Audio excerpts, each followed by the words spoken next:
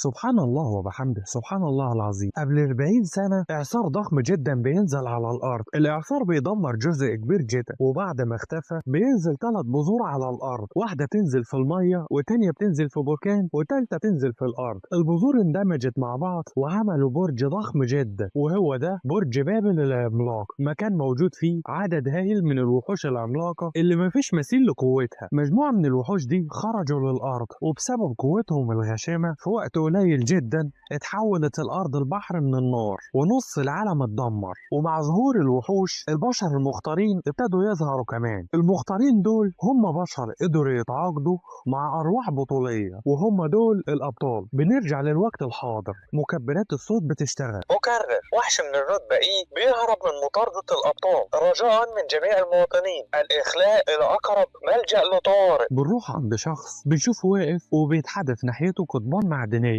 تبا الوحش الضخم ده مش مجرد وحش عادي من الرتبة إي، ده مخلوق ذكي بيتمتع بغرائز البقاء، وفي اللحظة اللي هديله ظهري هلاقي قضيب معدني بيخترق جسدي. بطلنا بيسمع صوت داخله بيقول له انت مثير للشفقة، الشيء اللي قدامك ده مجرد دودة، في العادي بشويها واكلها، ومن قدرات جسدك اللي شايفها انا شايف ان انت قطع من وحش جريح على وشك الموت يا فتى. ده بيستخدم الادوات عشان يسد طريق هروبك. في الاثناء دي بطلنا بيعاني قدام الوحش. بطلنا بيسأل الشيء الغريب اللي بيكلمه يا ترى اهرب منه دلوقتي. الصوت بيقول له ده مخالبه علقة في الارض، ولو عايزني اكمل ارشادك ناديني بسيدي واحترمني اكتر من كده. بطلنا حاطط ايده على بطنه بيقول تبا ازاي انتهى بيا الامر بابتلاع شيء غبي زي ده داخلي. وعشان نعرف قصة الشخص الغريب ده بنروح لامبارح. بطلنا من جاي الاكل محطوط قدامه وقاعد يلعن حظه. من المفترض يكون النهارده يوم اجازتي، ازاي ظهرت لي مرة واحدة كده رحلة عمل؟ هو مفيش غيري في البلد يروح يستكشف المغارة الغبية دي؟ مش عارف خامات ايه وزفت ايه اللي بيصدعوني بيها. بيسمع مقابلة صحفية في التلفاز. حرب ال40 عام، الحرب الرهيبة دي لسه مستمرة. لو ظهر بطل من فئة ال10 نجوم ممكن الحرب المرعبة دي تنتهي، بس للأسف ده صعب جدا في الوقت الحالي. عشان المستيقظ يبقى بطل رفيع المستوى محتاج لقدر معين من تقييم الكفاءة، والأرواح اللي كان لها حضور قوي هي اللي تقدر تتأهل. بس لازم الشخص اللي بيتعاقد مع الروح يكون سنه ما بين ال15 وال17 عام. بطلنا بيتأمل في نفسه وبيقول أنا عندي دلوقتي 23 سنة، كل اللي كنت بحلم بيه إن أكون بطل. طموحي مش إن أكون من فئة ال10 نجوم. يلا مش مهم، كل دي مجرد أحلام. دلوقتي خليني أروح أشوف حوار المهمة الغبية اللي اتدبست فيها دي. بنروح عند المكان اللي فيه المغارة دي، عبارة عن مغارة معادن من الفئة دي. شخص بيستقبل بطلنا مرحبا أنا كنت مستنيه، خلينا نتخطى السلامات دلوقتي ويلا نخش للزنزانة. يا ترى جايب معاك المعدات الخاصة؟ بطلنا جاي بيقول له أيوة جايبها معايا طبعا. الاتنين ماشيين في المكان، في هالة غريبة مالية الجو. الخامات بتبدأ تظهر قدامهم، وهي دي الخامات المستكشفة حديثا. جاي بيبدأ يخرج معداته وبيقول ده باين عليها وكأنها شجرة جافة. العالم اللي جنبه بيقول له وعشان خاطر كده احنا بنسميها الخشب الأسود. أمر الخامات دي غريب جدا. دلوقتي بلكمة بسيطة جدا بتتكسر في إيدك، ولكن مع الوقت وكل ما بتمتص الضوء قوتها بتزيد. الخام ده غريب جدا، بيمتص الضوء مش الحرارة، وهو ده السبب اللي خلى قائد الفريق يكلفني بالمهمة دي. العالم بيقاطع تفكيره ويقول له احنا دلوقتي بنعمل أبحاث على الخامات دي، وأول ما نوصل لنتائج هقولك عليها. جاي لسه بيتأمل في الخامات وهو مستغرب، وبيقول الخامات دي أنا عمري ما شفت زيها حتى في الزنزانات من الفئة بي. ده أمر غريب جدا. بتفكير إن خامات بالمزايا والقوة دي ظهرت في زنزانة من الفئة دي بيتخض مرة واحدة بكسر بيحصل في المكان، وبيتفاجئ بدايرة استدعاء بتظهر قدامه. الدايرة بتتفعل بشكل مباشر، وعشان بطلنا قريب منها فبيبدأ يتصعق من قوتها، وبيصرخ بصوت عالي من قوة الصعقة. بذرة سودة بتظهر من دايرة الاستدعاء. البذرة بتتحرك وبتقرب من بطلنا وبتدخل فمه وبتخليه يبتلعها بالعافية، وهي دي الروح اللي بطلنا ابتلعها، الشيطان الملكي للعالم السفلي. وبعد ما بطلنا ابتلع البذرة، الصعقة اللي جسده كان بيتصاب بيها بتبدأ تتوقف. بيتم دلوقتي مشاركة ذكريات الروح مع بطلنا. بيشوف في الذكرى مجموعة من الأشخاص لابسين ملابس من العصر القديم قاعدين قدام الروح وبيقدموا له تحية سيد الطائفة. ايه ده؟ هي الذكرى اللي انا شفتها دي من حياة الروح اللي دخلت جوايا. الروح بتبدأ تتكلم هو انا فين دلوقتي؟ انا كنت قاعد اكل، ايه اللي جابني هنا؟ وايه الذكريات اللي دخلت دماغي دي دلوقتي؟ شخص احمق اسمه مين جاي عامة مش مهم، بس هو هو ليه المكان ده مظلم جدا كده؟ بطلنا سامع الكلام اللي الروح بتقوله، ما بيتكلمش ولا يقول اي حاجه. بتظهر قدامه مره واحده شاشه نظام وحده الجسد والروح. لما يموت المضيف الروح تموت معاه، وكذلك الامر مع الروح، لما تموت المضيف هيموت معاها. نفس الرساله بتظهر للشيطان الملكي، بيستغرب هو ايه الهبل ده. جاي اول ما خرج راح لمركز فحص الروح. المكان ده هو اللي بيروحوا له الاشخاص اللي عملوا تعاقد الروح عشان يتحججوا من الكفاءه الخاصه بيهم، ولما عمل الاختبار بيظهر معدل الكفاءه 0. جاي مستغرب هو ايه الكلام ده بالظبط. اللي بيعمل الفحص بيقول له باين كده ان في خطأ في النتائج، استعد يا فتى عشان هعيد الاختبار. لا يا سيدي خلاص مش مهم، هرجع لك وقت تاني. جاي اول ما خرج بيقول في ذهنه ده غريب جدا، تقييم الكفاءة الخاص بيا بيقول ده 0.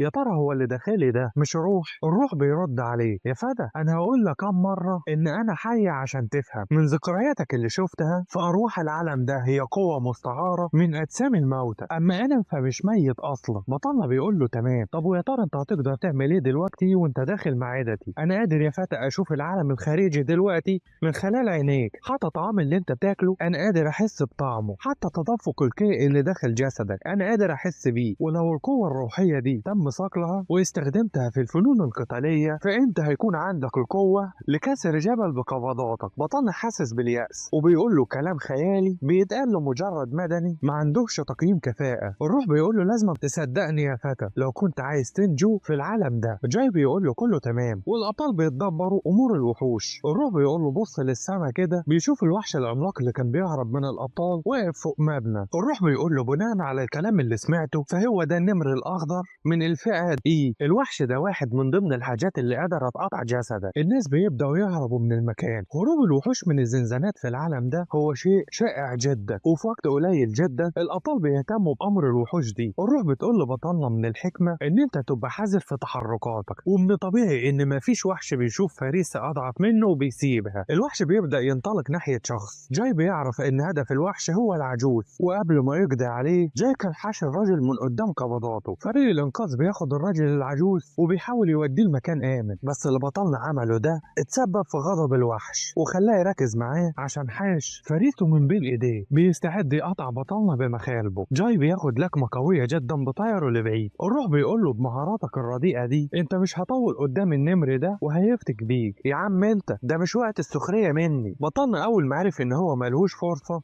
بيبدأ يهرب. الوحش بيتضايق لما لقاه طالع يجري منه وبيخبط الأرض، بيكسر قضبان السكك الحديد وبيمسكها وبيحدفه من ناحية بطلنا بسرعة كبيرة. ومن حسن حظه الهجوم مش بيصيبه، بس بكده بيقدر يمنع طريق هروب بطلنا. انت بطيء جدا، انا عمري ما شفت شخص زيك مثير للشفقة. الوحش بيستخدم الأدوات اللي معاه دي عشان يمنع طريق هروبك. خطته دلوقتي هو ان يحتاجزك وياكلك بالكامل. يا عم انت انا مش بطل، انا مجرد مدني، لو انا موت انت هتموت كمان. فعلا هو انا كده لازم اعلمك في البدايه كده يا فتى، انت لازم تحترمني وتفضل تعظم فيا لحد ما امشي من الجسد ده. يلا انحني للاسفل. واول ما بطلنا عمل كده القضيب بيعدي من فوق دماغه. الوحش بينطلق ناحيه بطلنا ومستعد ينزل فوقيه. الروح بيقول له لف جسدك بسرعه. واول ما بطلنا عمل كده مخالب الوحش بتتغرس في الارض. بما ان مخالبه علقه في الارض دلوقتي يا فتى ممكن نكمل الحوار اللي بدأناه؟ خلاص ماشي يا عم انت، انا هحترمك. الروح بيقول له كلماتك مختصره جدا. بيقول له خلاص يا سيدي انا هحترمك. تمام انا هعلمك تقنيه دلوقتي عشان تحرك اقدامك بشكل مناسب. اسم التقنيه دي خطوات بصمه العناصر الخمسه. يا فتى بما انها المرة الأولى ليك ركز بشكل كامل على الشعور بطاقة وتسليم جسدك ليها. ركز في المكان اللي البشر ما يقدروش يوصلوا ليه، الطاقة اللي تقسم المية وبتستقر في الأرض. جاي فعلا بيبدأ يحس بطاقة بيوصفها إن هي باردة وحارة في نفس الوقت. الروح بتقول له الطاقة دي موجودة دايما حوالينا بس البشر ما يقدروش يطمحوا ليها. الإحساس بالعناصر الخمسة حيث تجتمع طاقتك والطاقة المحيطة بيك ويندمجوا مع بعض. جاي بينفذ كل كلمة الروح بتقول له عليها. بيحس طاقة غريبة بتحرك جسده، شعور غير مألوف ولكنه طبيعي زي التنفس بالظبط. وهو ده فن الحركة في الوحدة مع الروح. خطوات بصمة العناصر الخمسة. والأول مرة بطلنا جاي جسمه مليان بطاقة. الوحش بينطلق ناحيته، هو كمان مش بيخاف وبينطلق ناحية الوحش. الوحش مجهز قبضته ومستعد ينزل على بطل. جاي بيثبت جسمه في الأرض وبيعمل قفزة عالية جدا لفوق. بيحوط قدمه بطاقة ولكن هجومه بيخطأ وبيتعثر وما بيعرفش يصيب الوحش. الروح مستاء بقى يا فتى انت طلعت معتوه، ده انا علمتك التعويذه بشكل مباشر وبرضه اتعثرت ووجعت. يلا اتحرك دلوقتي وخلينا نبدا بالخطوه اللي بعديها. بطلنا واقف يتامل في القوه اللي خرجها دلوقتي وبيقول هي دي قوتي. الرعب بتقول له ما تفرحش يا فتى من اللي انت عملته دلوقتي، التقنيه دي انا اتعلمتها وانا عندي 5 سنوات، ودلوقتي بعد ما علمتك التعويذه شخصيا بتزعم ان هي قوتك. ومش بس كده، ده انت غلطت فيها كمان. عامه التعويذات هي مجرد وسيله في جمع طاقه، اما الوعاء اللي بيحمل الطاقه دي هو جسدك. انت بتقول ايه يا سيدي؟ جسدي مستحيل يحتوي قوه الارواح. انا خلال فتره طفولتي فقدت كل تقييمات الكفاءه الخاصه بيا، وده معناته ان انا مدني ما يقدرش يحارب الوحوش. وعشان خاطر كده انا متاكد ان القوه اللي بتحرك جسد دلوقتي هي ملكك مش ملكي. الشبح بيقول له انت غبي مثير للشفقه. العناصر ال5 قوتها بتيجي من الطبيعه، والبشر هم جزء من الطبيعه دي. وفي المقام الاول لو الشخص بيتدرب صح فمش هيكون محتاج لقوه الارواح اللي في عالمكم والحاجات دي. فهمت قصدي يا فتى؟ وخليني اقول لك ان القوه اللي جسدك حاسس بيها دي اللي ايقظها قوه العناصر ال5. واثناء ما جاي قاعد يكلم نفسه الوحش بينطلق ناحيته فاتح فاكه على اخره ومستعد يبلعه على مره واحده. الروح بتكمل وبتقول له ده احساسك الخاص، يلا خلي عندك ثقه باللي جسدك حاسس بيه. بطلنا الطاقه بترجع تدب في جسمه مره تاني وبيقول حتى بدون قوه الارواح انا منحت القوه دلوقتي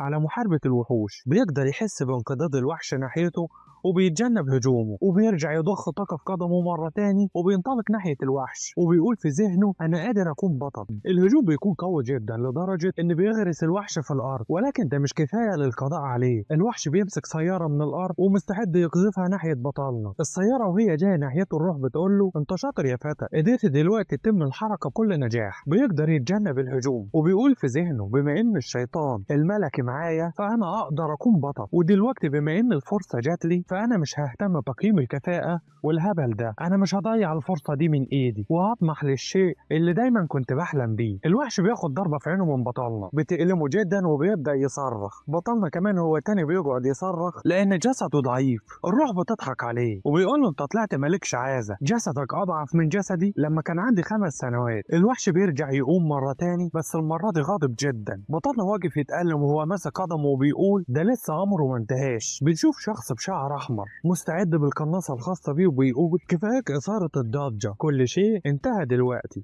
وبيصوب ناحية راس الوحش بيقدر يسيبه إصابة مباشرة. من بعدها الوحش بيرجع على الأرض وما بيتحركش مرة تاني. الناس واقفين يصوروا القناص البطل وفرحانين إن أمر الوحش انتهى. الناس بتتلم ناحيته وبيفضلوا يحيوه. أما الوحيد اللي راح يحيي بطلنا هو شخص بسيارة الإسعاف راح ينقله للمستشفى. بطلنا قاعد في عربة الإسعاف وبيقول أنا قدرت أنجو بفضلك أيها الشيطان الملكي. بيقول له ما تشيلش هم يا فتى، في النهاية انت افضل بكتير من الشخص اللي خد المجد كله ده. انا اسف يا سيدي بس كنت فاكر ان انت شخص مغرور، ودلوقتي اتأكدت ان كل حاجة قلتها لي كانت حقيقة وكل شيء شفته في الذكريات ما كانتش فيها اي مبالغة. ودلوقتي انا متأكد ان الشيطان الملكي هو اقوى من كل الابطال اللي انا اعجبت بيهم. هو ملك قوي وباتباعه انا هوصل لمستوى مختلف تماما. يا فتى بعد ده كله بتتريق عليا وبتقول ان صوتي وحش. بيقول له لا طبعا يا سيدي، اللي قصدته ان انا ادركت عظمتك. داخل المستشفى العجوز بيروح لبطلنا وبيشكره. بيقول له ارفع راسك يا جدي، انا كل اللي عملته اتدخلت عشان انقذك وانقذ نفسي. الروح بيبدا يغير وبيقول لبطلنا يعني انا بعد كل اللي عملته والارشادات اللي عملتها لك انت اللي تاخد الفضل. حفيدة الجد بتجري ناحيته وبتعيط، بتترمى في حضن جدها وفرحانه ان لسه على قيد الحياه. اهدي شويه يا صغيرتي لسه جدك بخير. بتبص على بطلنا وبتقول له يا اخويا الكبير انا شفتك، وبتوريه تليفونها وبتقول له انت البطل. الفيديو الخاص بيك منتشر على اليوتيوب. بطلنا مستغرب من اللي بيسمعه. فيديو على يوتيوب؟ بتوري له الفيديو وبتقول له بفضلك يا سيدي جدي لسه عايش لحد دلوقتي، شكرا ليك. الجد كمان بيرجع ينحني هو تاني وبيقول لبطلنا مش هنسى لطفك. كل الناس اللي في المكان بيسقفوا لبطلنا على شهامته وشجاعته. جاي بيفرح من كل الثناء من الناس ده. يا فتى جه الوقت عشان تسد ديونك. جاي بيقول له اهدى شويه يا عم وما تاخدش مقلب في نفسك، وبعد كده بيسيبه وينام. وهو نايم بيقول في ذهنه ذهنه اوعدك يا امي ان انا هبقى بطل رائع. بعد كده بيقوم من نومه مره واحده مخضوض. هو ايه ده؟ هو ده كان حلم؟ لسه الامر ما يبانش انه حقيقي. انا مش قادر اصدق ان كنت قادر اسقط النمر الاخضر. ايها الشيطان الملكي، انا عندي سؤال، هو انا اقدر اتعلم الفنون القتاليه؟ بيقول له ايوه طبعا. هو انت فاكر ان انا اتعلمت حركه خطوات العناصر الخمسه بس؟ وبعد ما سمع جواب يرضيه من الروح بيقول انا تقييم الكفاءه الخاص بيا اختفى، وفي سن ال20 انا نجوت من الموت باعجوبه وانا في الخطوط الاماميه، وكنت حاسس ان انا مستحيل أكون بطل أبدا، وكنت استسلمت بالفعل لأن تقييم الكفاءة مستحيل يرجع بمجرد فقدانه. يا سيدي الشيطان الملكي، أنا عندي طلب من فضلك، علمني الفنون القتالية. وبيرجع مرة تاني يحرك طاقة في جسده. الروح بيبتسم وبيقول له عامة يا فتى أنا كنت ناوي أعلمك، أكيد طبعا مش هسيبك تموت. بيقول له تمام يا سيدي، أنا عايزك تعلمني كل حاجة لأن حابب إن أكون بطل. عندي وعد لازم أحافظ عليه، وما عنديش مشكلة لو خاطرت بحياتي مقابل الوفاء بالوعد ده. أنت بتقول وعد يا فتى؟ هو انت قصدك اللي وعدت بيه والديك قبل ما يتوفوا؟ تبا هو ازاي عرف الكلام ده؟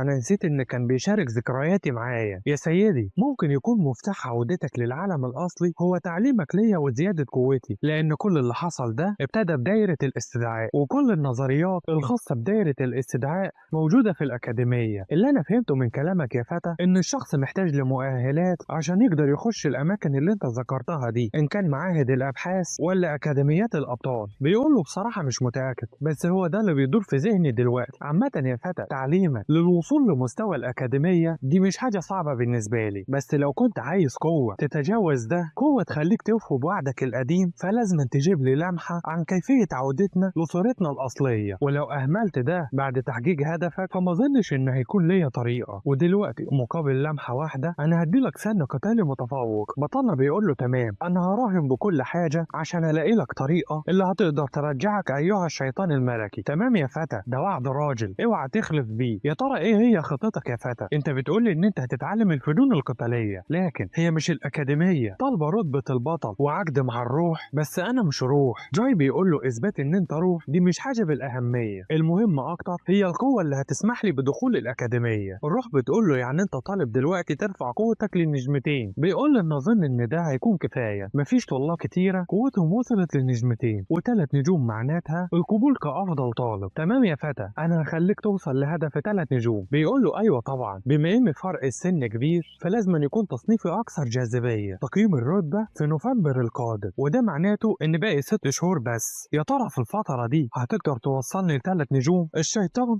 قادر يتذوق الطعام وبيقول أظن إن طعمه مش سيء. وبيقول له ملك يا فتى، أنت فاكرني إيه بالظبط؟ بطانة بيقول له أيوة طبعا، مع وجود ملك الفنون القتالية جنبية فما أظنش إن في حاجة مستحيلة. بقول لك إيه، سيبك من المجاملات الفاضية دي، أنا دورت على طريقة أطور بيها جسدك الهزيل ده، وقدرت أتوصل لطريقة واللي هي دمج الطاقة الصالحة مع الطاقة الشيطانية، وده شيء هيخليه عندك القدرة للوصول لمستوى لا بأس به. العالم ده موجود فيه طاقة صالحة وطاقة محايدة وطاقة شيطانية. الطاقة الصالحة بتتشكل ببطء، ولكن مع زيادتها بترفعك لمستويات عالية جدا. أما الطاقة الشيطانية فهي طريقة سريعة للوصول لمستوى معين في فترة قصيرة، ولو قدرت تتعلم الاتنين مع بعض ففي احتمال ان انت تبقى معوق او مجنون. ايه يا عم انت بتحاول تحولني دلوقتي لشخص مجنون؟ اهدى يا فتى وكفاية غباء. قال لي هستفادوا من تحويلك لشخص مجنون. عايزك تقعد دلوقتي في وضعية اللوتس، وانا هعلمك طريقة قلب جديدة تخليك تدمج القوتين بسرعة وبراعة كبيرة. التقنية دي اسمها طريقة القلب الابيض والاسود.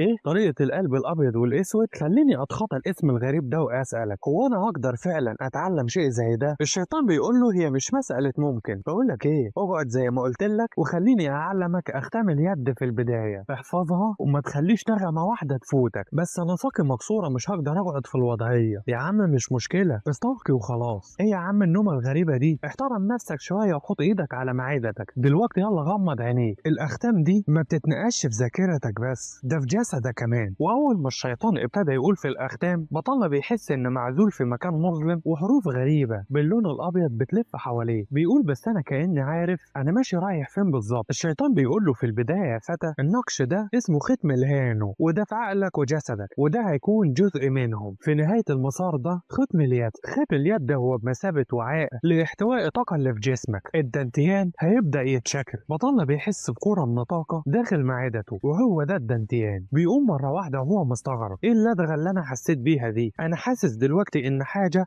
استقرت في معدتي. الشيطان بيقول له هي دي يا فتى طريقة القلب الأبيض والأسود. الطريقة دي دلوقتي بقت موجودة في مكان داخل جسدك. الطريقة دي بتمتلك خاصيتين. أولا هي طبيعة امتصاص الطاقة المستمدة من الزراعة الشيطانية. بمعنى أوضح شوية، أنت تقدر تسحب الطاقة من الوحوش اللي عندها طبيعة مظلمة. بطلنا بيسأله هو ده مقبول أصلا؟ طبيعة الطاقة دي قاتلة للبشر. الشيطان بيقول له أيوة طبعا، لأن كل اللي بيحاول يعمل ده بيتحول لمجنون. بس بالنسبة ليك في اللحظة دي بيجي دور الميزة تانية لقلب الأبيض والأسود. طبيعة الزراعة الصالحة دي خاصية بتنقي الطاقة السحرية وبتحولها لطاقة نقية، والطاقة النقية دي بتبقى هي قوتك الداخلية. قصد كلامك إن أنا محتاج دلوقتي أدور على وحش بيتمتع بصفات مظلمة. الشيطان بيقول له هو أنت عندك طريقة لده؟ بطلنا بيقول له في مختبر في الشركة بيعملوا أبحاث على الوحوش دي، ولكن بسبب الطبيعة المظلمة للوحوش دي فمش من السهل العثور على جثثها. الجثث دي لما تتعرض لكمية معينة من الضوء فمش هتبقى حتى قطعة واحدة من الجثة، كل حاجة هتتبخر. في الأثناء دي الرئيس بيتصل عليه، بيبص للتليفون وبيقول بما إني مستعد لدفع سعر مناسب فأنا أقدر أحصل على أي كمية أنا عايزها. بيعدي أسبوع بنروح للشركة بنلاقي بطلنا قاعد على مكتبه يشتغل. شخص بدين بيروح لبطلنا هو ماسك صندوق، بيحط الصندوق قدام بطلنا. يا فتى الخشب الأسود عنده خاصية امتصاص الضوء، وده شيء بيشبه السمات الموجودة في الوحوش المظلمة، وعشان تقدر تدرس ده فقطعة واحدة من الخشب الأسود كفاية. يا قائد أنا مش متأكد من البحث، يا ترى في جثث كتيرة؟ بيقول له أيوة طبعا، الموجود ما يقلش عن 30 جثة. باين عليك يا جاي ما تعرفش حاجة. من فترة بطلنا كان راح لقائد الشركة بيحاول يقنعه إن يقدروا يتقدموا في البحث عن طريق تقليل التأكسد في الوحوش السمات المظلمة، ولو حصلنا على سر الخشب الأسود في استعادة المركز الأول في الصناعة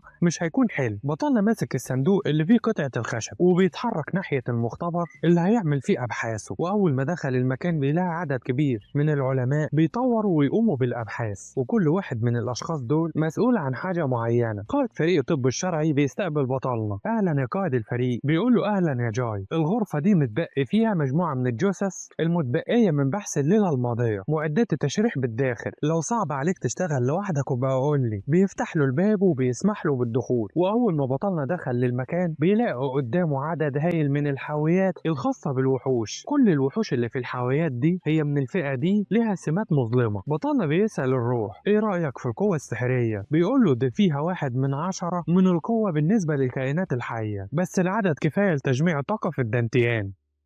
الشيطان بيسأله حافظ التعويذات اللي علمها له ولا لا؟ بطلنا بيقول له ايوه حفظتها كلها. تمام، انا عايزك دلوقتي تركز على تكوين بذرة الطاقة. بيغمض عينه ويقول انا لازم احس في الاول بطاقة سحرية وبعد كده ابدا اوجهها عن طريق خطوط الاطول ناحية الدنتيان. الخطوة الاخيرة هي تحسين السحر وترسيخه في البذرة. بيحاول يكمل في الخطوات وبعد شوية بيبدا يحس بحاجة بداخله بتتكون والحاجز اللي بينه وما بينها بيتكسر. الروح بيقول له انت ليه توقفت؟ بطلنا بيقول له انت ما سمعتش حاجة دلوقتي؟ بقول لك ايه، سيبك من الهراء اللي بتقوله ده، انت لسه حتى ما عدتش للنص ساعة من وقت ما قفلت عينك. بطلنا بيقول له بس انا قادر احس بالطاقة البيضاء. ايه بتقول ان انت قادر تحس بالطاقة البيضاء؟ ده معناته ان انت حسيت بالسحر وقدرت تثقله كمان. مستحيل اللي انت بتقوله ده ما يتصدقش، ده في العادي بيستغرق على الاقل اسبوعين. الشيطان عشان يتاكد بنفسه بياخد الوضعية وبيبدا يحس طاقة الجسد، بيتاكد بالفعل من تكون البذرة. بطلنا بيقول له شيء صغير زي ده مش محتاج ان ياخد وقت، يلا يا سيدي بسرعة من فضلك قول لي للخطوة اللي بعد كده.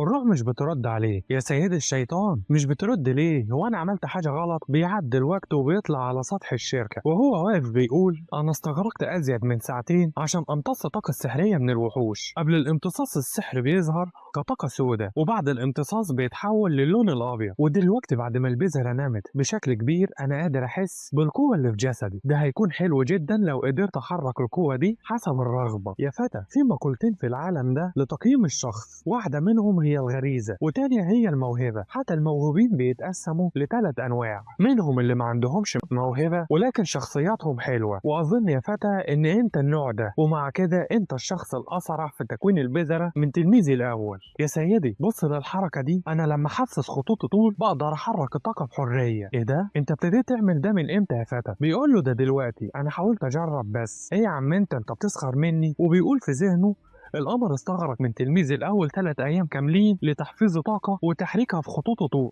والشخص ده قدر يعمل ده كله في دقايق بس. يا سيدي حصة النهاردة انتهت كده. بيقطع كلامه مع الروح حضور قائد الفريق. أهلا يا جاي، بيديله كنزاية وهو بيقول له يا ترى انت هتكتب استقالتك امتى؟ بطل مستغرب، ايه الكلام اللي انت بتقوله ده؟ قائد الفريق بيقول له انا شفت الفيديو على يوتيوب، انت عملت عقد مع روح مع انك عديت العمر المناسب لده. انا بغير منك يا فتى.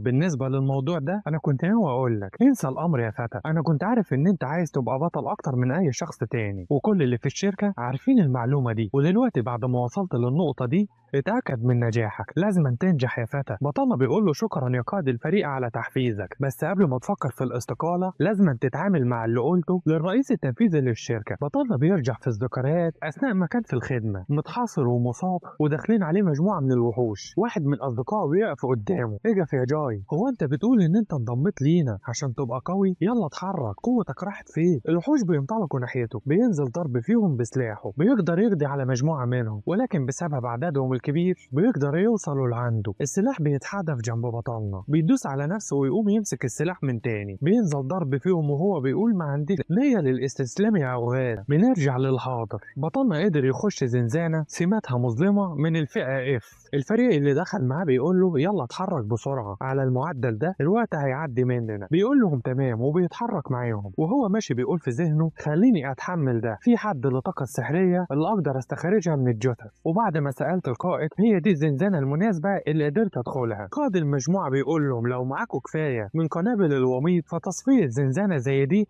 هيكون امر سهل جدا بالنسبه لكم يا شباب. احنا هنتنقل دلوقتي لمنطقه التدريب. بطلنا بيقول في ذهنه انا بعد ما قدمت استقالتي ابتديت ازيد حده التدريب على الفنون القتاليه، ولكن كل ما اتدرب اكتر كل ما ابتدت قوتي تدور حوالين جسدي. يا ترى ايه هو السبب؟ ده شيء لازم اعرفه بنفسي. الطاقه المظلمه بتبدا تتحرك في المكان، ومع ان الزنزانه دي من الفئه اف بس انا حاسس بقوه الطاقه السحريه اللي هنا. جاي ماشي ورا المجموعه المرافقه، وبسبب احساسه العالي بالطاقه الظلاميه بيقدر يحس بمجموعة من الوحوش جايين ناحيته. بينبه المجموعة ان هيتم الهجوم عليهم دلوقتي. القائد بيسأله قصدك ايه؟ انا مش فاهم حاجة. وبعد ما انهى كلامه بيتفاجئوا مرة واحدة بمجموعة من الذئاب الظلامية بيهجموا عليهم. بيدي امر للفريق بسرعة عشان يتراجع. بطلنا ما بيستناش الوحوش تهجم عليهم وتقضي عليهم، فبينطلق بسرعة وبينزل ضرب في الذئاب. من جاي بيلاقي ان هجماته ما بتأثرش بشكل كبير على الوحوش، فبيقول في ذهنه في طريقتين للتعامل مع الوحوش من الفئة الظلامية. الطريقة الأولى هي الهجوم عليهم بضوء قوي جدا، وطريقة تانية هي تدمير النواة اللي داخل أجسامهم. وأثناء ما هو مركز في طريقة اللي هيهزم بها الوحوش الأرض تتكسر من تحتيه، ما بيلحقش ينقذ نفسه وبيقع في الحفرة. مش بس كده، ده كمان بعد ما سقط جذوع غريبة بتظهر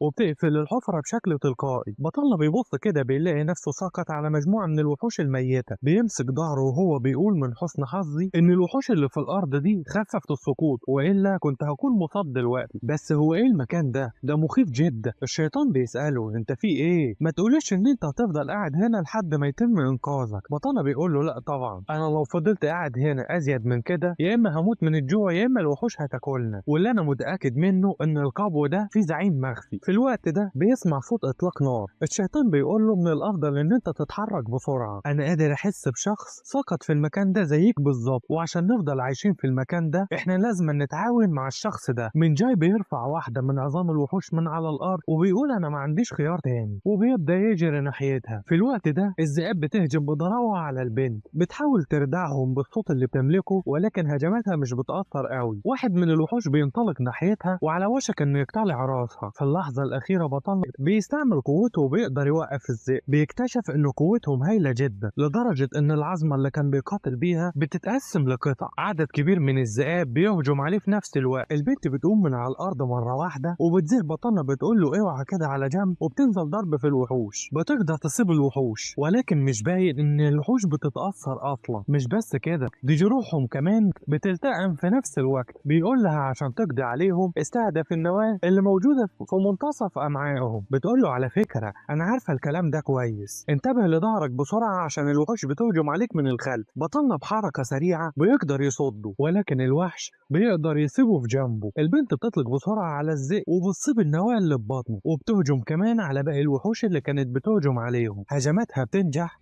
والوحوش بتختفى. البنت بتحاول تاخد نفسها وبتقول لبطلنا بما اننا قضينا على دول فاحنا اكيد هنكون بخير دلوقتي. بطلنا بيقول لها لا، التحدي الحقيقي هيبدأ دلوقتي. بقول لك ايه، كل المطلوب منك تستخبى ورايا وتدعمني بس، انا مش عايزه منك غير كده. في نفس الوقت الجذوع بتبدأ تظهر من تحت الارض. بطلنا اول ما شافه بيقول هو ده الزعيم الحقيقي للزنزانة المزدوجة، ده وحش من الفئة دي، هو ده الزعيم الحقيقي للزنزانة واللي بيتحكم في الوحوش. الشيطان الملكي بيقول له تقنية الشمس والقمر فرصة حلوة جدا لاختبار الفنون القتالية اللي انت اتعلمتها. دلوقتي انا علمتك المعنى الحقيقي لاستخدام جسدك، حول جسمك لسلاح ومع الوقت هتقدر تحس ان جسمك هو السلاح. الفن القتالي ده هيشتغل على تعزيز قدراتك الجسدية والبدنية الضعيفة. قوة توجيه الضربات الخاصة بك هتزيد. يلا وريني دلوقتي نتائج تدريبك. الوحش بسرعة كبيرة بيوجه واحد من مجساته ناحية بطلنا على آخر لحظة بيقدر يقفز وبيتجنب الهجوم، بيحرك طاقة في جسمه وبيزيد كثافتها في دراعه ومستعد يضرب مجسات الوحش بإيده العارية.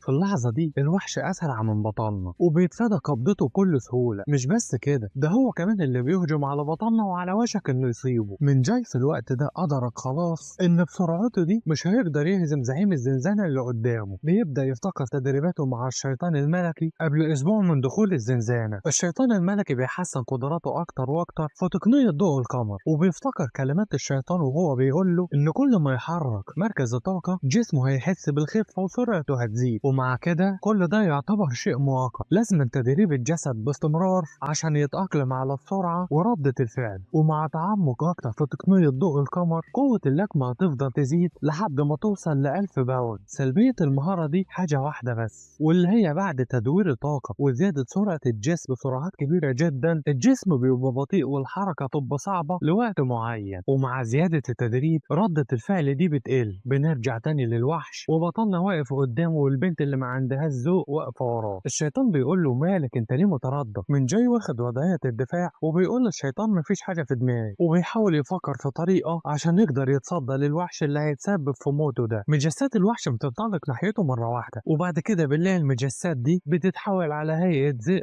وبيهجم على بطلنا بمجساته، وبطلنا كمان في نفس الوقت بيهجم عليه. هجوم بطلنا المره دي بيكون سريع ولكمته بتصيب الذئب في بطنه بتقضي عليه بشكل فوري. وعلى الجهه تانية البنت اللي معاه بتقتل في الذئاب اللي جاي لهم من الخلف. بتبص على بطلنا بتلاقيه لسه بيقاتل بايديه العاريتين، مستغربه هو جايب القوه دي كلها منين. واثناء ما هي مش مركزه واحد من المجسات بينطلق ناحيتها، وقبل ما يوصل لعندها بطلنا للمره تانية بينقذها على اخر لحظه. بقول لك ايه، لو مش عايزه تموتي ارجعي لورا شويه. يا عم انت بتقول ايه بالظبط؟ هو انت مش شايف ان انت المساعد هنا؟ المجسات بتحوطهم من كل ناحيه. فبيقول لها كلامك صح، انا مجرد داعم عادي. وبيمسكها من ايدها مره واحده وبينطلق هو وهي في وش المجسات، وكل اللي بيحاول يوقفه بيتم تقطيعه. وبعد ما لقى مكان آمن ما فيهوش وحوش بيحدفها فيه بقوة كبيرة وبيرجع مرة تاني يتصدى لمجسات الوحوش. بيفعل تقنية مسار القمر وسرعة جسمه بتبدأ تزيد. بطلنا في اللحظة دي حاسس إن كل عظمة في جسمه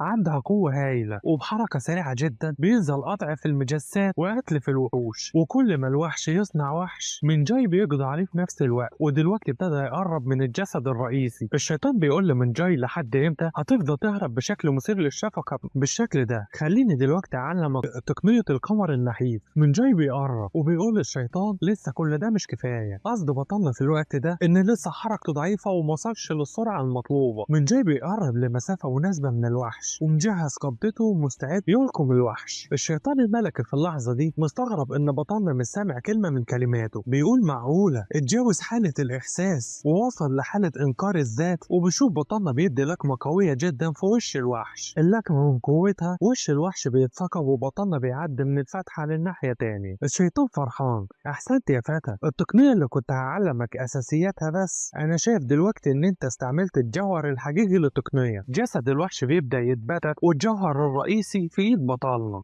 وبعد ما القتال بينتهي بيخرج من الزنزانة وبيروح للمستشفى. الدكتور بيطمنه وبيقول له انت تمام بس محتاج تستريح شوية. واحد من اصدقائه بيطمن عليه بيعرفه ان وجوده في المستشفى للتعافي مش اكتر ولا اقل. صديقه بيعرفه ان واحد عمل خطاب وقال فيه ان زعيم الزنزانة اتهزم بمساعدة بايكي يوسوك، واللي هي البنت يا شباب اللي كانت بترخم على بطلنا. وبيعرفه كمان ان بايكي يوسوك دي هي حفيدة مجموعة دايهيون. صاحبه بيقول له انت محظوظ فلوس. واحد لسه عامل عقد ملهوش كام يوم قدر يساعد في هزيمة وحش رئيس لزنزانة مزدوجة. ده حتى مع يوسوك كان مطلوب لهزيمة الوحش ده بطل من فئة ال5 نجوم. يا اخويا ما تبالغش، كل ده كان حظ. الباب بيبدأ يخبط. طب بقولك ايه يا هيون، هتصل بيك وقت تاني. الشخص اللي بيزوره طلع يوسوك، جاية تطمن عليه وهي معاها هدية. بتقعد وبتحط العلبة اللي جايبها قدامها وبتقول له انا جاية عشان احييك شخصيا. الشيطان الملكي بيشوف العلبة ويقول البنت دي عندها امكانيات كبيرة. بطلنا مش فاهم حاجة، فبيقول له دلوقتي يا فتى انت داخلك اكسير، ولو مضغت الحاجات دي زي ما هي فده هيساعدك على زيادة طاقتك وتعزيز قدراتك البدنية. البنت بتقول لبطلنا انت انقذت حياتي والكل سند ليا انا فضل هزيمة الوحش، فالصندوق ده مجرد هدية صغيرة. بيقول لها ما تشغليش بالك، في النهاية انا مجرد مدني واظن دلوقتي ان انا بقيت تمام. بتقول له لو ما كنتش كلت احنا ممكن ناكل مع بعض. الشيطان بيعرفه ان البنت دي متوجهة ليك بدافع ان عندها حاجات عايزة تقولها لك. بطلنا لما فهم الامر بيقول لها لا انا مضطر ان ارفض لان وجبة المستشفى جاية دلوقتي. بتقول له تمام زي ما تحب، انا هروح اكل وجبة دلوقتي، بس انت متأكد ان انت مش عايز تيجي معايا؟ بيقول لها انت لو اخبرتني سبب مجيئك انا ممكن اعرف اتناول الطعام معاكي بحرية اكبر. بتقول له هو انت لاحظت ان في حاجات كنت عايز اقولها لك؟ بصراحة انا كنت حابب اقدم لك فرصة. هو انت مهتم بالنقابات؟ نقابة دايهيون الخاصة بينا بيقدموا لك دعوة شخصية. تمام، اظن دلوقتي ان انتوا كدتوا عشان النقابات التانية ما تسمحش عني، صح؟ بتقول له ايوه انا شفتك بتقاتل ازاي، واللي انا متأكدة منه اكتر ان عيني ما تغلطش، واحب اقول لك ان انت هتكون شخص ناجح جدا. بطلنا بيركز في كلامها وبيقول في ذهنه على الرغم من ان قوتهم المالية كبيرة جدا بس على مدار فترة طويلة جدا ما حصلوش على اي شخص مميز.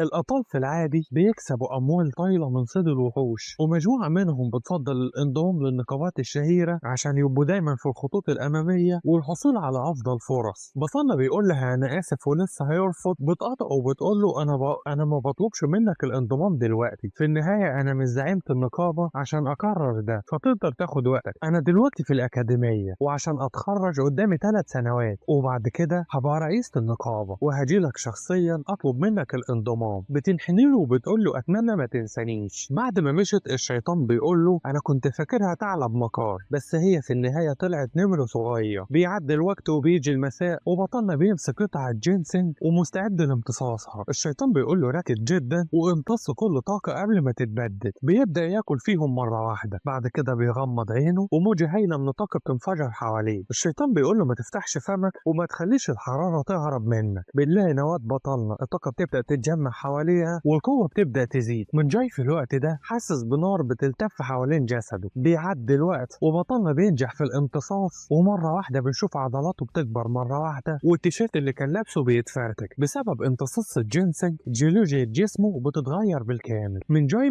مش مصدق اللي حصل لجسمه. الشيطان بيقول له ان تم فتح نقطتين من نقاط الوخز الخاصة بجسمك، يا ريت ما تعملش ضجة وتلبس ملابسك دلوقتي. هو انت قصدك ايه يا سيدي؟ هو ده معناته ان جسمي اتعرض لعملية تحول كاملة؟ ايه الهراء اللي انت بتتكلم عليه ده يا فتى؟ بقول لك ايه، مش مهم ايه اللي حصل، المهم دلوقتي ان انا بقيت حاسس ان بقيت اقوى من الاول. الشيطان بيقول له فعلا انت دلوقتي تقدر تعمل تقنية القمر وطريق الخطوات بسهولة اكبر. وبعد ما غير ملابسه بيبدأ يخرج. الشيطان بيسأله يا ترى انت بتفكر تروح فين؟ بيبتسم وبيقول له اكيد طبعا رايح للخطوط الامامية، المكان ده مليان وحوش بسمات مظلمة. بيعدي الوقت وبنشوف بطلنا راكب فوق سفينة ماشية في البحر. بطلنا وهو واقف بيقول ايه الطاقة السحرية اللي انا حاسس بيها دي؟ الشيطان بيقول له دي بلورة سحرية من الطاقة النقية. بطلنا بيقول له انا ما شفتش حاجة زي دي قبل كده. الشيطان بيقول له في العادي هي بتكون مرئية وبيشوف كمية هائلة من الطاقة السوداء جسم بطلنا بيبدأ يمتصها. من جاي بيبدأ يتوتر، كمية طاقة كبيرة جدا بتبدأ تخش جسمه. الشيطان بيقول له يلا بسرعة حسن الطاقة السحرية اللي انت امتصيتها زي ما عملت قبل كده. الطاقة اللي جسمك بيمتصها دي طاقة سحرية خالصة، ولو عملت كل حاجة صح فهتساعد جسمك بشكل كبير جدا. من جاي حس ان جسمه بيتصعق، فبيقول للشيطان باقي كده ان في حاجة غلط، وهو بيتألم بيقول له انا حاسس كده ان طريقة القلب خارجة عن السيطرة. وبعد تعرضه للصعق الفترة بيجي على الارض وهو مرهق ومش قادر يعمل حاجة. الشيطان بيقول له امسك نفسك شوية. بيعدي الوقت وبيكتشف إن رجع للمستشفى مرة تاني. الشيطان قاعد مستنيه يصحى وهو متضايق جدا. يا غبي، لحد امتى بتخطط للاستلقاء زي الأحمر كده؟ يلا قوم دلوقتي. وأول ما فاق بيقول هو أنا فين؟ إيه اللي جابني المستشفى الدايهيون دلوقتي؟ بقول لك إيه، سيبك من الكلام الأهبل اللي أنت بتقوله ده ويلا بسرعة قوم بعملية تدوير طاقة اللي لسه موجود في جسمك، طاقة سحرية غير مكررة باقية في جسمك، وبسبب إن أنت انهارت على السفينة اللي كانت متجهة للخطوط الأمامية اضطروا يرجعوا مرة تاني عشان يودوك للمستشفى. انت طلعت كمية كبيرة من القوة السحرية النقية اللي انت لقيتها هناك. بطلنا مستغرب، الخطوط الأمامية انا كنت متعود اروح هناك وما كنتش بحس ولا كان بيحصل لي اي حاجة. الشيطان بيقول له يا غبي، احساسك بطاقة بقى موجود لانك بقيت تستعمل تقنية القلب الابيض والاسود، ودلوقتي انت اتعلمت طريقة بتستخدم القوة السحرية لتغذية طاقتك. بطلنا ما بيضيعش وقت كتير وبيرجع يدور الطاقة المخزنة في جسمه مرة تاني عشان يزيد بها قوته. من جاي في الوقت ده بيحس انه سقط في البحر. الشيطان بيقول له جسدك بيحاول يهيمن على الطاقة السحرية العكسية. بيفتح عينه مرة واحدة وبيحس بحاجة غريبة، بيفوق من الحالة اللي كان فيها وبيسأل الشيطان ايه هو العالم ده. الشيطان بيسأله هو انت حاسس بالثقة في جسمك وزي ما تكون سقطت في المية؟ اقدر اقول لك ان جسمك متأثر بالقوة السحرية. النار اللي في جسمك بتمتص قوة سحرية بتتجاوز حدود تنقيتك، وعشان خاطر كده جسمك مش قادر يتعامل معاها. بيقف مرة واحدة وهو بيقول أنا مش هخلي حاجة تتحداني، لو جسمي مش قادر يتحمل ده فأنا هخليه يتحمل غصبا عنه. اقعد يا فتى واهدى ودور طاقة يلا. الممرضة بتلاقيه واقف زي العبيط فوق السرير، فبتقول له يا مريض اهدى شوية ونام عشان اللي انت بتعمله ده خطر على جسمك. اقعد دلوقتي وخد جرعة الجلوكوز دي ومن بعديها انت هتكون قادر تخرج من هنا. الشيطان بيسأله انت هتعمل ايه دلوقتي؟ من جاي بيقول له من هنا ورايح انا هتدرب في كل ثانية ودقيقة متاحة ليا. انا ما ينفعش اخلي جسمي على النحو ده، هفضل املى وافرغ الطاقة في جسدي بشكل مستمر لحد ما جسدي يتكيف. هفضل اعمل ده طول ما انا قادر ادور طاقة. وبسبب العمليات المستمرة دي بطلنا هو ماشي حاسس ان جسمه عبارة عن كتلة حديد بيحركها بالعافية. وبعد ما خرج بيسأله هو انت رايح فين؟ بيقول له انا مضطر اقعد هنا لفترة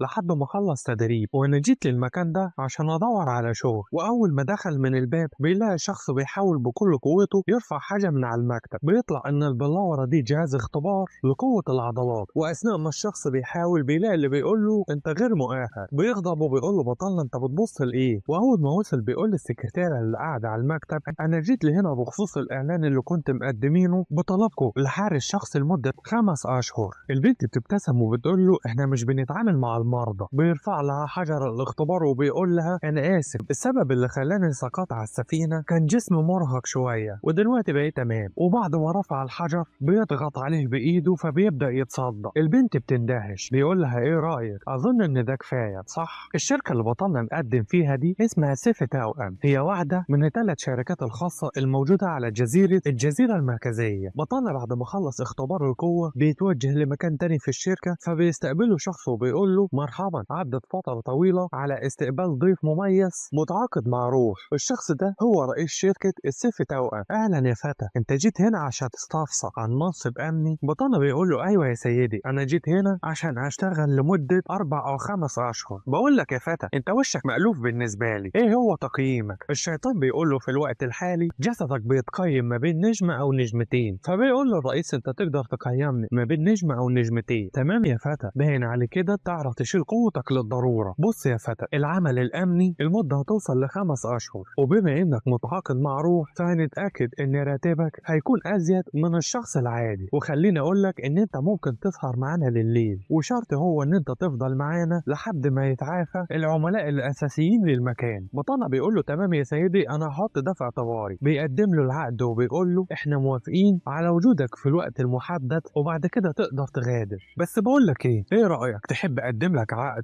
بدوام كامل؟ بطلنا بيخطف منه العقد مرة تانية وبيقول له لا انا مش مهتم. بطلنا هو ماسك العقد الرئيس بيقدم له شارة وبيقول له الشارة دي تخص ضابط الامن الاحتياطي في السيف توأم. بيقدمها له وبيقول له استمتع بوقتك. بطلنا بعد ما خلص ماشي في طريق بيقول انا دلوقتي لقيت وظيفة واللي فاضل ان انا اسلح نفسي. الاطفال في العادي بيستخدموا نوعين من الاسلحة، سلاح رئيسي وسلاح ثانوي. في العادي اسلحتهم الاساسية هي مسدسات لان قوتهم الروحية اللي بيقترضوها بتكون بتكون في اشكال بركات، والطاقه الخالصه المكثفه دي بيضخوها في طلقاته وبيطلقوها. الشيطان بيساله هو انت محتاج تحط طاقتك في طلقات؟ بطانه بيقول له دي مفيده، بتدي نطاق واسع وفعاله ضد الوحوش الكبيره، ده غير سهوله التعامل وسهوله الاستخدام. الشيطان بيقول له ده مؤسف شويه، استخدام الاسلحه مش الشيء الكبير اللي يخليك تتعلم. بطلع عينه بتنور، ده هيكون حلو جدا، انا كان نفسي اشيل سلاح. يا فتى بقول لك ايه، انا قررت ان سلاحك الرئيسي هيكون سيف، اما سلاحك الثانوي فهيكون هي قبضتك. بطلع بيقول له تمام كلامك مفهوم. الشيطان بيقول له ما تحسش بخيبه امل. بطلع بيقول له لا ولا اي حاجه، كل اللي انا موجود فيه دلوقتي ده بسببك، وخليك متاكد ان انا واثق فيك ايها الشيطان الملكي.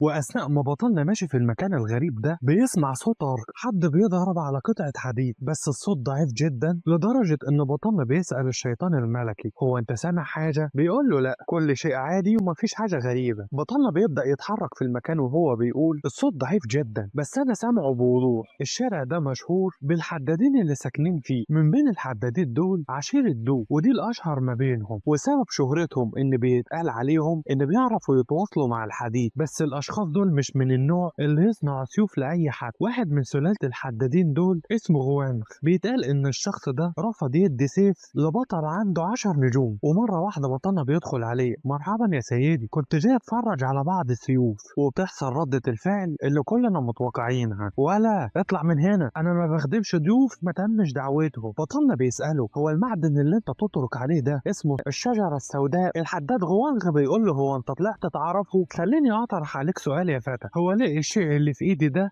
ابتدى يصرخ اول ما انت دخلت من الباب؟ بطلنا مستغرب وبيقول في ذهنه العجوز الغريب ده بيقول ايه؟ ما سمعتش قبل كده ان في معدن بيصرخ. وبصوت مسموع بيقول له يا سيدي انا مش عارف انت بتتكلم على ايه يا فتى، انت مش قادر تسمع صوته؟ بطلنا بيقول له انا مش سامع اي حاجه يا سيدي، انا لمست المعدن ده مره واحده بس اثناء ما كنت شغال محقق، ولما ظهرت لي ابحاثه ما كانش مذكور فيها انه بيصرخ او بيطلع اي صوت. الحداد بيقول له دلوقتي اتاكدت ان المعدن الغريب ده بينادي سيده. واثناء ما الحداد بيتكلم بطلنا بيبص على مجموعة سيوف وبيخرج واحد منها. الشيطان بيقول له الحداد ده مستواه أعلى منك بكتير، لدرجة إنه بيقدر يسمع حاجات أنت ما تقدرش تسمعها. لازما يا فتى تحصل على سيف من صنع الشخص ده. من جاي بيقول له بس أنا شايف إن كل السيوف اللي هنا متضررة. شاب بيدخل من الباب مرة واحدة وبينادي الحداد بأبي. أول ما شاف بطلنا بيقول أنا ما كنتش أعرف إن إحنا عندنا زبون، ولما لقى بطلنا ماسك سيف بيقول له ما ينفعش نبيع لك الحاجات دي لأن زي ما أنت شايف أنصالها متضررة، وبما انك يا سيدي بتحاول تدور على سيف انا هحاول اتكلم لك مع والدي. الشاب بيتصدم من رد ابوه طلعه من هنا لانه زبون غير مدعو. الشاب بيشد بطلنا لبره، بقول لك ايه تعالى نتكلم على جنب. بيقدم له ايده الابن الكبير للسيد تشوف وخليفه عيله دو من بعد والدي. بطلنا بيقول له سررت بلقائك، انا اسمي من جاي، بس استنى لحظه، انت قلت لي ان انت من عيله دو والشخص اللي بالداخل ده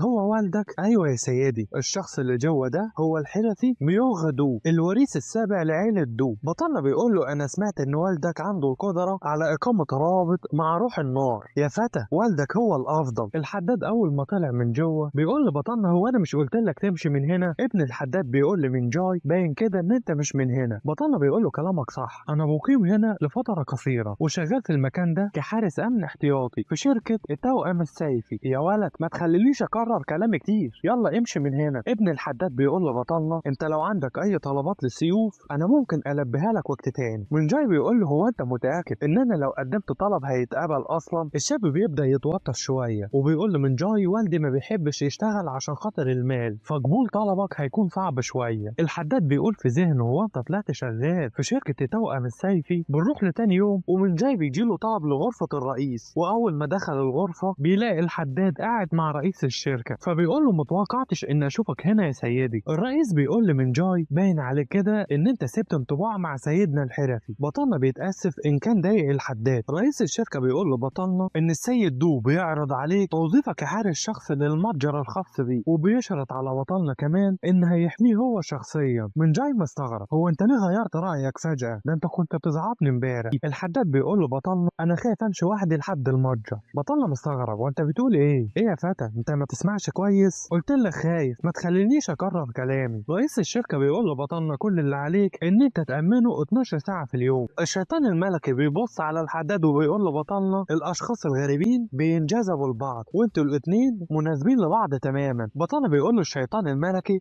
قصدك ايه بالكلام ده يا تشونما؟ تشونما بيقول له اعتقد ان الامر ليه علاقه بعدم قدرتك على سماع الشجره السوداء، وعلى الرغم ان هو في مستوى اعلى منك بس انت معاك حاجه هو محتاجها، والشيء الايجابي ان انت تقدر تنمي حواسك طول ما انت معاه. الحداد بيقول له بطلنا انت جاي ولا لا؟ بطلنا بيقول في ذهنه انا مش متاكد ان كان الكلام ده هينفع معايا ولا لا، بس بما ان الفايده هترجع لي خلينا اجرب. بيعدي الوقت وبطلنا بيروح مع الحداد وبيساعده. يا عم انت، انا كنت فاكر ان انا اتعينت كحارس فقط، هو انت ليه بتخليني اشتغل معاك على منافخ النار داخل الورشه؟ يا فتى مش عايز اسمعك بتتذمر، انا كنت فاكر ان انت عايز اصنع لك سيف بايدي. وخليني اقول لك ان انت لو قدرت تساعدني اعمل حتى لو شرخ صغير في المعدن ده فانا هديلك السيف اللي انت عايزه. واظن كده ان قعدك معايا في الورشه الاربع او الخمس اشهر دول مقابل سيف هصنعهولك، دي هتكون فايده حلوه جدا لينا احنا الاتنين. يلا يا فتى قول لي رايك ايه؟ تشونما بيقول له بطلنا انا من رايي تقبل العرض. بطلنا بيقول في ذهنه تبا لولا ان تشونما بيلح عليا ان اكون معاه كان زماني رفضت دلوقتي. بيعدي شهر على وجود بطلنا مع الحداد دو. الحداد بيقول له انا دايما بحس بالمعدن ده بيصرخ طول ما انت موجود معايا. في الفترة دي بطلنا بيساعد الحداد بكل قوته. تشونما بيبدأ يحس قدرة تحمل بطلنا وبيقول له باين كده ان البذرة اصبحت قوية بما يكفي عشان تتحمل القوة السحرية. واثناء ما بطلنا بيكون بمهامه العادية بيستغرب ان النار اجتاحت المكان بالكامل. مش بس كده، ده ابتدى كمان يسمع اصوات ما كانش سمعها قبل كده. بيبص ناحية المعدن وبيقول اظن كده ان القطعة دي هي السبب. بيبدأ يضحك وبيقول لتشونما انا قادر اسمع كل حاجة هنا، قادر كمان اسمع صرخات المعدن والاسلحة. تشونما مستغرب اللي انت بتقوله ده مستحيل، هو انت دخلت في حالة نكران الذات مرة تاني يا فتى؟ اظن كده دلوقتي ان انت قادر تسمعه. من جاي بيقول له ايوه يا سيدي وكل ده بفضلك. خلاص ماشي، دي كل حاجة النهاردة تقدر تمشي. تشونما بيبص على الحداد وهو بيطرق على المعدن وبيقول الشخص ده بيرجع في حالة من الفوضى الذهنية. بطلنا مستغرب قصدك ايه بالكلام ده يا تشونما؟ بيقول له ده معناته انه بيفقد طريقته اثناء التدريب، ومهما كانت قوة الشخص ده لو ما قدرش يخرج من الحالة دي هيموت. من جاي بيسأله وايه اللي خلاه يرجع في الحالة دي وهو اصلا ما عملش حاجة طول الشهر اللي فات. بيرد عليه ويقول له وهو ده السبب تماما انه مش قادر يحقق اي انجاز في الوقت اللي انت كنت بتمر فيه بلحظة ادراك. هو مش قادر يصنع اي تقدم في الشجرة السوداء، وللاسف اي شكوك هتراوده هتتسبب في تضليله. من جاي بيسأل الحداد ممكن اعرف منك حاجة؟ انت ليه مش بتستخدم قوة الروح؟ ليه بتتجنن تستخدم القوة اللي ساعدت عشيرة دو طول السنوات اللي فاتت؟ الحداد بيتضايق من سؤال بطلنا. ايه يا فتى، هو انت فاكر ان انا مش هقدر امارس مهنتي لو ما استعملتش قوة الروح؟ يا سيدي الامر مش وكأنك بتستعيد القوة، الامر وما فيه ان تكون رابط مع الروح هي موهبة متوارثة في عيلتك، وممكن يكون هو ده السبب اللي بيخلي الشجرة السوداء لسه سليمة عشان انت لسه ما خرجتش كل اللي عندك. انا مقتنع تماما ان الشخص ما يقدرش يحصل على اللي هو عايزه الا لما يكون قادر يتخلى عن كل شيء حتى نفسه. انا ممكن اكون ما عنديش الحكمة اللي عندك بس هو ده اللي اتعلمته اثناء وجودي في الخطوط الامامية. تمام يا فتى، انا ابتديت استعيد نفسي مرة تاني. الحداد الحقيقي دايما بيستخدم في صناعته كل القوة اللي بيملكها. بيبدأ يقلب في المخزن الخاص بيه وبيقول خليني ابدأ من جديد، بس دلوقتي خليني اقول لك خد السيف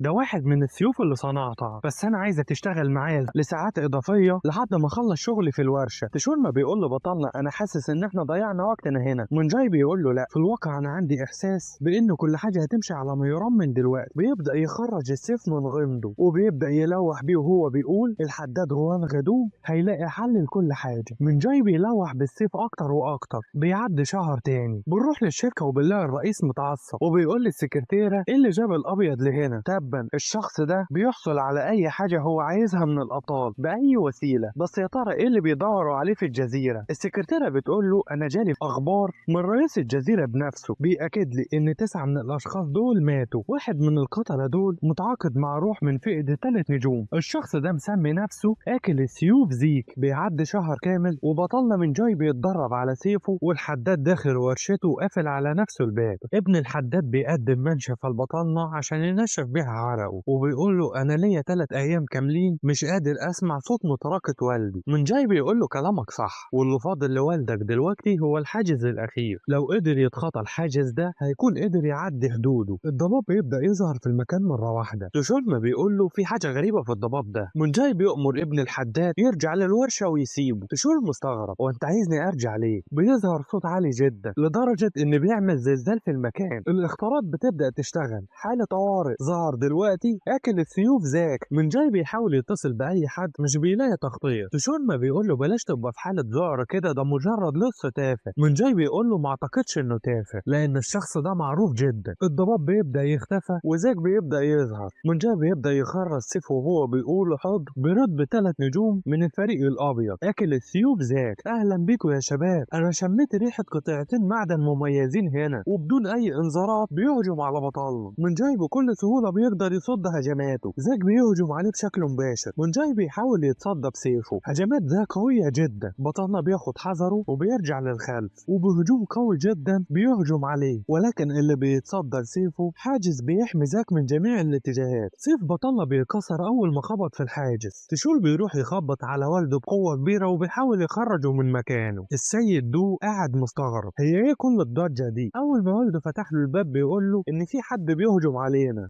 الحداد دو بيقاطعه وبيقول له انا عارف كده ومفيش داعي للذعر. باين كده ان الشخص ده قدر يسيطر على الوضع. بنروح لبطلنا وبنشوف بعد ما سيفه اتكسر زيك بيحاول يهجم عليه، وبعد ما بطلنا اتجنبها زيك بيقول له انا ما توقعتش ان صادف واحد من حراس الامن هنا، استعد يا فتى عشان وقت اللعب انتهى. من جاي ما بيركزش مع كلامه وبيهجم عليه اكتر من هجمه في وقت واحد، ولكن للاسف الدرع بيقدر يصد كل الهجمات، ونتيجه ده القطعه اللي كانت باقيه من سيف بطلنا بتتكسر. من جاي واقف في اللحظه دي يلعن حظه. زيك بيبعت شويه هجمات على بطلنا. من جاي بيحس بيهم وبيرمي ناحيتهم ضد السيف، بيقدر يصد الهجمات اللي كانت موجهه ناحيته. تشول لقى سيف بطلنا اتكسر فراح جاب له مجموعه من السيوف الخاصه بيهم، وبسرعه كبيره بيحدف واحد منهم ناحيه بطلنا. فزيك بيجري بسرعه علشان خاطر ياخد السيف، وبيقول تشول انت طلعت غبي جدا، هو انت فاكر لما ترمي السيف من قدامي مش هعرف التقطه؟ بطلنا في اللحظه دي هو الاسرع وبينطلق بسرعه وبياخد السيف قبليه. الشرير مش مصدق وبيقول في ذهنه ازاي الشخص ده قادر يتحرك بالسرعه الكبيره جدا دي. بطلنا ما بيضيعش اي وقت وبيخرج السيف وبيضخ فيه طاقته الداخليه وبيهجم على زيك. بس نفس اللي حصل في السيف اللي فات حصل في السيف ده. درع زيك قدر يصد وكسر السيف كمان. يا فتى ما عنديش وقت ليك، خلينا ننهي اللعبه دي. من جاي بيهجم اكتر واكتر على الدرع لحد ما اخيرا قدر يخترق. زيك مش مصدق هو ازاي قدر يكسر الدرع. بطلنا في اللحظه دي في وضع الاستعداد، بيرمي السيف المكسور من ايده وبيلتقط سيف جديد من تشول وبيهجم على زيك، وهو بيقول له الهجوم عليك كان افضل تدريب بالنسبه لي. وكل ما سيف يتكسر من جاي تشول يروح راميله واحد غيره. والحداد دو واقف يتفرج وهو متضايق، وبعد كده بيبص قدام بطلنا بيلاقي تحتيه مجموعه كبيره من السيوف متكسره. بيقول في ذهنه انا كده محتاج ان اعمل سيف جديد. زيك بيقول لبطلنا يا مبتدئ كفايه لعبتي عشان نهايتك هتبدا دلوقتي. بطلنا بيقول له وريني كل اللي عندك، انت شخص بتحب تتكلم كتير. من جاي مستغرب، الضباب في المكان بقى كثيف جدا. تشول ما بيقول له ركز طاقتك وحس بحركه السحر. في النهايه الشخص اللي انت شايفه قوي ده قوته القتاليه اقل منك. بطلنا بيبدا يعمل كده بالفعل وبيبدا يحس بالمكان من حواليه، وبقدرته على احساس بقى قادر يستوعب كل اللي حواليه. زيك بيحاول يستغل الفرصه ان بطلنا قافل عينيه وبيهجم عليه وهو بيقول ده مجرد مبتدئ مش هيعرف يعمل قصادي اي حاجه. من جاي في اللحظه دي كميه هايله من السحر بتتدفق في السيف. زيك بينطلق ناحيته بسرعه كبيره بمخالب وبيمسك سيفه متوقع انه يكسره زي كل مره. السيف المره دي ما حصلهوش حاجه، وبدفعه قويه من بطلنا بيرميه لورا. حتى الحاجز اللي كان دايما بيكسر السيف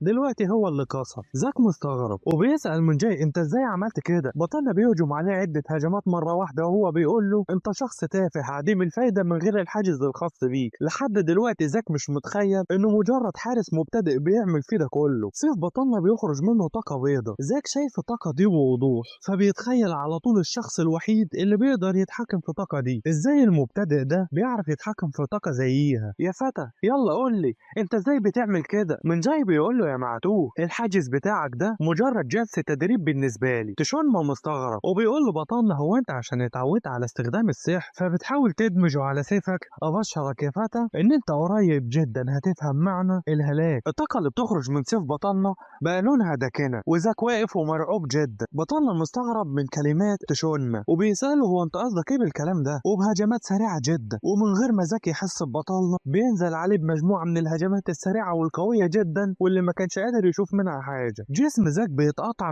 من حدة هجمات بطلنا، بيجي على الارض وحاسس ان جسمه مش قادر يتحرك. بيحاول يحس بالطاقة اللي في جسمه، بيكتشف ان كل الاوتار اللي في اطرافه مقطوعة. بيقول تبا انا مش هعرف انهي الامر كده. ملامح زيك بتتغير، بيحس بالرعب والخوف مرة واحدة وبيسمع صوت في دماغه بيقول له يا زيك ردك ضعيف جدا. زيك بيخف وبيقول له يا سيدي انا لسه ما موتش. الصوت بيرجع يكلمه تاني انت معتوه جدا يا زيك، تم القبض عليك من مجرد حارس عادي، مجرد عديم الفايدة. دلوقتي انا ما عنديش خيار تاني عشان اضمن الحصول على العنصر ده. استعد يا زيك. في الاثناء دي تشونما بيكلم بطلنا وبيقول له انت ازاي اتعلمت تقطيع الاوتار كده؟ بطلنا بيقول له دي حركة اتعلمتها لان حياة البطل معروفة بيقع في مشاكل زي دي كتير. بنتفاجئ ان زيك بيبدا يجي في حطه واوتاره مقاطعة. من جاي بيبص عليه مستغرب وبيقول كيف؟ جسم زيك بيتغير والصوت اللي كان بيكلمه هو اللي بيسيطر على جسده وبشكله الغريب بينطلق على بطلنا بشراسة زي الوحش بالظبط. من جاي بيخرج سيفه عشان يتصداله. زيك المرة دي وبشكله الجديد بيقدر يمسك السيف بقبضة ايده وبيدمره بمجرد ما داس عليه، وبيدي البطلنا دفعة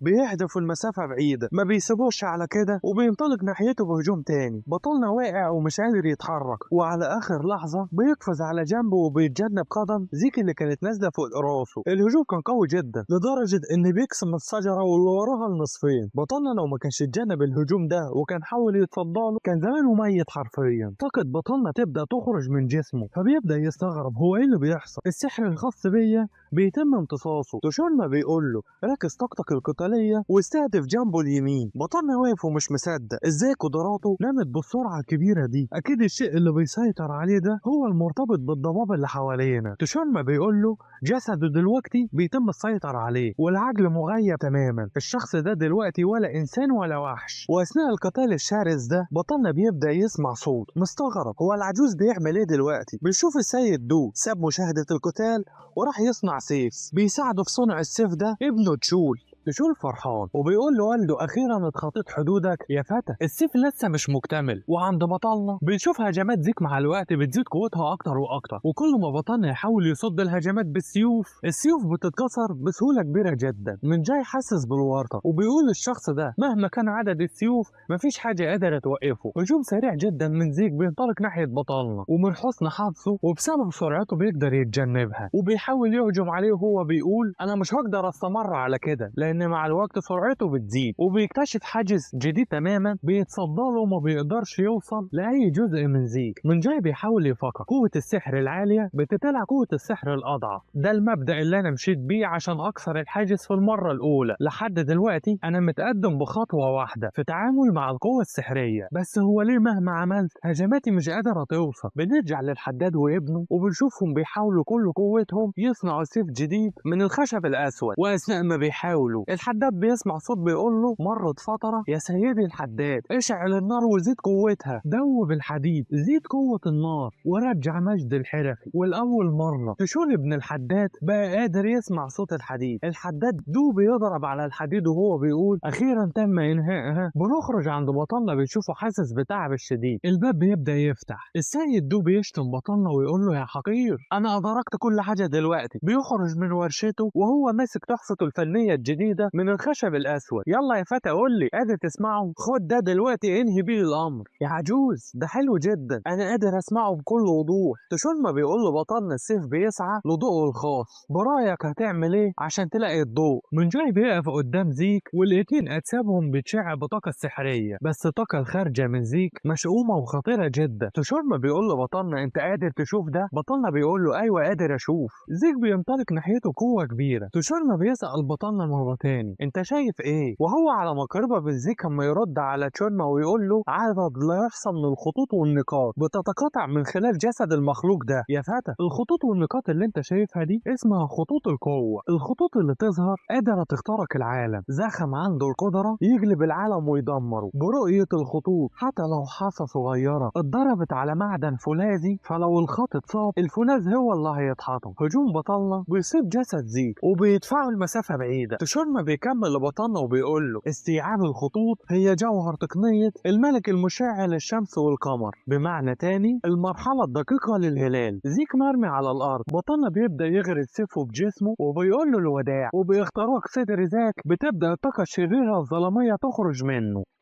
بينتهي القتال. العجوز بيسأل بطلنا انت ليه ما قتلتش الشخص ده؟ بطلنا بيقول له انا شايف ان السيف لسه ما اكتملش فمش حابب ألطخه بالدماء وهو كده. الحداد بيبدأ يضحك، كلامك صح، انا كنت مستعجل شوية، انا لسه ما صنعتش الغمد ولا المقبض. هو انت ناوي تمشي امتى يا فتى؟ بيقول له ممكن بعد شهرين يا سيدي. العجوز بيقول له تمام، خلال الفترة دي هكون انهيته. الحداد بيرجع تاني لورشته، بيسيبه ويروح لشركة سيف توأة. بطلنا بيقابل واحد في الشركة وبشكل مريب بيقول لهم انا هخرج دلوقتي وهسيبكم على راحتكم، خدوا وقتكم في الحديث. اتشرفت بلقائك يا سيد من جاي، انا رئيس فريق التعاون الدولي. وانا كمان اتشرفت بيك، انا من جاي. في البدايه كده يا سيد من جاي بحب اشكرك لاخضاعك على اكل السيوف زيك، وقريب جدا هيتم ايداع مكافاه المهمه. انت اكيد ما كنتش تعرف ان عليهم مكافاه، بس احب اقول لك ان الابيض هي منظمه مختلين دوليه، ودلوقتي انت ليك مكافاه قيمه جدا. ايه ده حاجه حلوه جدا. تشونما بيقول له اظبط نفسك شويه، بحركاتك دي الشخص اللي قاعد ممكن يفتكرك متسول. بطلنا بيسمع الكلام وبيحاول يظبط نفسه. عامة خليني اتكلم معاك بصراحة، المال ده جه في وقته عشان محتاج اقدم في الاكاديمية العسكرية. رئيس الفريق هو اللي بيتخض المرة دي، انت قبضت على الشخص ده وانت اصلا مش بطل. بطلنا بيقول له على الرغم ان انا كبير في السن بس انا في الوقت ده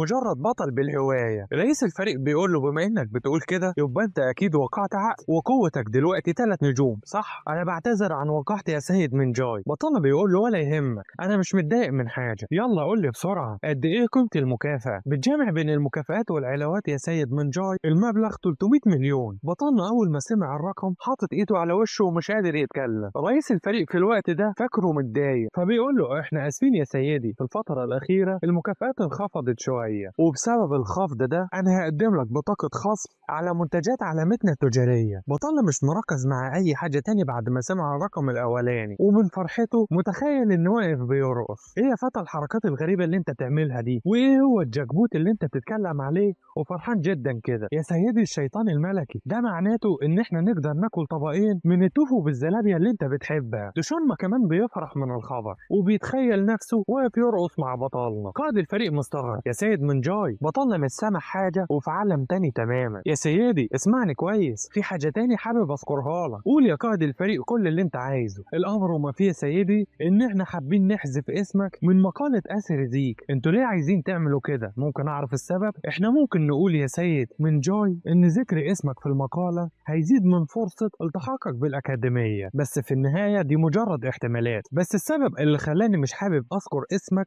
ان في مرة من المرات واحد من الابطال قضى على عضو من فريق الابيض. البطل ده كان من فئة ال6 نجوم، ومع قوته الكبيرة في اليوم اللي بعده لقوه ميت. ده كمان كان منقوش وشم على ظهره، الوشم كان عبارة انتقام الدماء هيتم رده، وكان مكتوب اسم غريب هو اندي ريد فولد. يا سيد من جاي انا بقول لك الكلام ده عشان انت لحد دلوقتي مش منتمي لاي نقابة. تشونما متفق مع الرأي وبيقول لبطلنا ما تنشرش اسمك، لو جه حد اقوى منك فانت مش هتقدر تفوز ضده. بطلنا بيقول له يا رئيس الفريق كلامك مفهوم، بيجف عشان يسلم عليه ويقول له شكرا عشان فهمت، وانا كمان بشكرك يا رئيس الفريق عشان اهتميت، واتمنى تودع المبلغ في حسابي في اسرع وقت ممكن. واثناء ما بطلنا خارج من الشركه بيبدا يحس بحاجه غريبه، فبسرعه بيخرج سيفه من غمده وبيستعد، بيحاول يركز وهو بيحس بالجو من حواليه. هو ايه ده؟ الهاله والطاقه اللي حاسسها اعلى بكتير من هاله زيك. تشونما بيقول له الشخص ده بيتمتع بموهبه طبيعيه وقدره عبقريه بالفطره. من جاي بيساله هي ممكن تكون من فريق الابيض؟ تشونما بيقول له مش حاسس باي نيه قتل من ناحيتها. خليني انبهك ان انت لو حاولت تواجه الشخص ده فانت هتموت. الشخص ده بيعدي من جنب بطلنا من غير ما يعمل له اي اهتمام. بطلنا بيركز في الحلقة اللي في ودنه وبيقول الرمز ده انا عارفه كويس، ده رمز الواحدة من اكبر 3 نقابات في العالم، نقابة سيفيدوس. النقابة دي بينتمي ليها البطل برتبة 9 نجوم جاك هيل، وهو زعيم النقابة. يا فتى خليك مستريح شوية، مش لازم تبقى متوتر للحد ده. منجاي بيقول له انا عارف ان انا بامان هنا، بس انا لسه لحد دلوقتي حاسس بحاجة غريبة. في شخص واقف خلف العمود يراقب بطلنا، نية القتل المنبعثة منه كبيرة جدا. منجاي بيخرج سيفه مرة واحدة وبيبدأ يلوح بيه ناحية نية الطاقة المتوجهة ناحيته دي. ايه ده؟ هو اختفى راح فين؟ تشونما بيقول له انا ما حسيتش بشخص، انا حسيت بمجرد نوع من نية القتل. بس غريبة دي، هو شخص في مستواك قدر يحس بالطاقة دي ازاي؟ باين كده يا فتى ان في حد بيحاول يعرف قدراتك. الولد من نقابة هيلد بيكلم شخص ويقول له هو قطعه. جاك هيلد بنفسه هو اللي كان واقف يراقب بطلنا وبيحاول يختبره، وبيقول للشاب في اللحظة اللي حس بيها انا سحبت طاقة على طول. بس ده بيوضح الامر، هو ده الشخص اللي هزم زيك. الولد بيسأله هو انت بتخطط تقابله ولا ايه؟ جاك بيقول له انا بخطط لده فعلا، بس هأجله دلوقتي عشان مشغول. اللي عايزه منك دلوقتي ان انت تتأكد ان النقابات التانية ما تكشفوش. جه الوقت عشان نضم شخص تاني بيتمتع بالمهارة والموهبة. بيعدي شعر على بطلنا قاعد يصنع حاجة، ماسك في ايده حباية وبيقول اخيرا الامر تم. يا فتى الحبوب اللي معاك دي اسمها اكسير المواهب 3، من هنا ورايح خد جرعة كل اسبوع بترتيب، الاخضر بعد كده الاصفر بعد كده الاحمر، وبمجرد تناولهم جميعا طاقتك القتالية هتزيد للنص حرفيا. ايه انت بتقول النص فقط؟ ده حتى طعمها وحش. مالك يا فتى؟ هو انت فاكر ان اكل بعض الحبوب هو كل ما في الامر؟ من جاي بيبدا يضحك، انا كنت فاكر كده فعلا. يلا يا احمق كمل تقنية الزراعة. يلا يا فتى وريني تقنية الهلال بكل قوتك. بطلنا بيركز والخطوط والنقط البيضاء بتبدا تظهر، وقبل ما بطلنا يتم الحركة بيحس بحاجة بتحصل له. بيوقف الحركة وبيمسك صدره وهو بيتألم. يا تشونما انت حسيت بده؟ ايوه يا فتى دلوقتي مش مستغرب ان مهاراتك بتتطور بسرعة، مستوى معرفتك قريب من مستوى فنان قتالي من الطراز الرفيع، بس للاسف طاقتك القتالية مش على المستوى المطلوب. جسمك هو اللي بيتحمل كل الاعباء. في 3 مكونات اساسية للفنان القتالي، الجسد والماجي والعقل.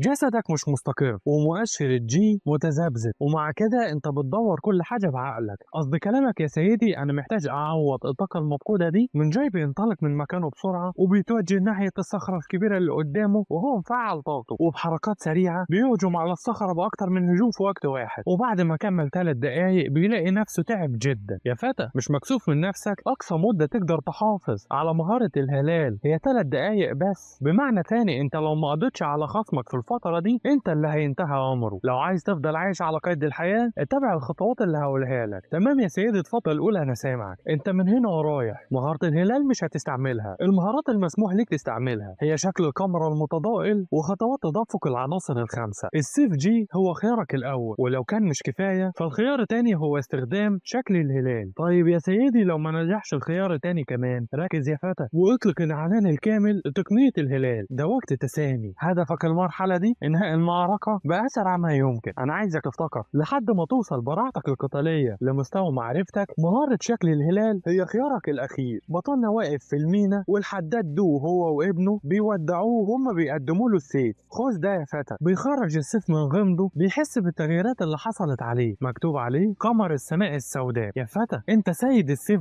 ده تحفة الفنية، خلي بالك منه.